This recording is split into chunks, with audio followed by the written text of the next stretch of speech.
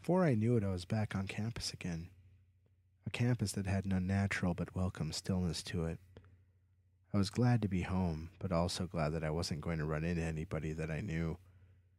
People were going to want to hear all about my trip to Kansas City, and I wasn't really in the mood to be on and tell them the story. I think that's the first time I realized that existing in this particular gathering in the diaspora was splitting me into two beings: the one that existed in my quiet moments where I longed for home, and the fun party guy that people had come to like.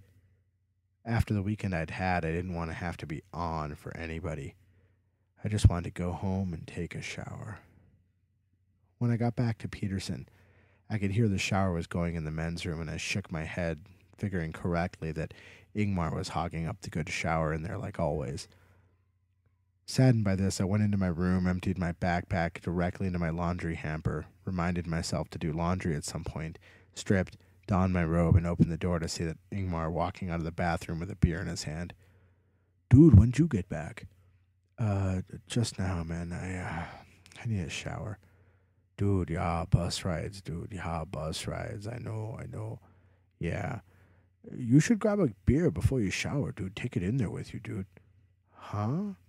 Dude, you've never drank a beer in the shower? Oh, dude. No. Oh my god, dude. Seriously, it's like the best thing ever. The water's all warm and the beer's all cold, and oh, dude. It's like jumping in the snow after a sauna, dude. You done that? Yeah, dude, it's like that, dude. You have to try it. It'll make your weekend disappear.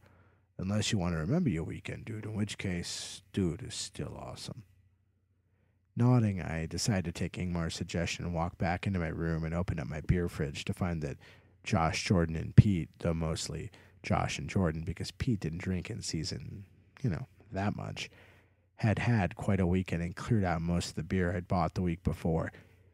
Even though Josh and Jordan had been total douchebags and drank all of my Bass and Newcastle and Liney's, they did leave me a few bottles of Primo, so I grabbed one of those, popped the cap, and walked back out across the hallway and into the men's room to take my long-awaited shower. As the water fell over me, I soaped up, rinsed, and thought about the weekend. Had it been worth it? Not really. Once I was done with the business end of the shower, I curled up in my normal corner of the shower and let the water run over me as I drank my beer. My calm facade, the one created by the therapeutic effects of watching snow fall over the Midwest on the bus ride home, and just cracked, and all the panic and terror of the past few weeks caught up with me.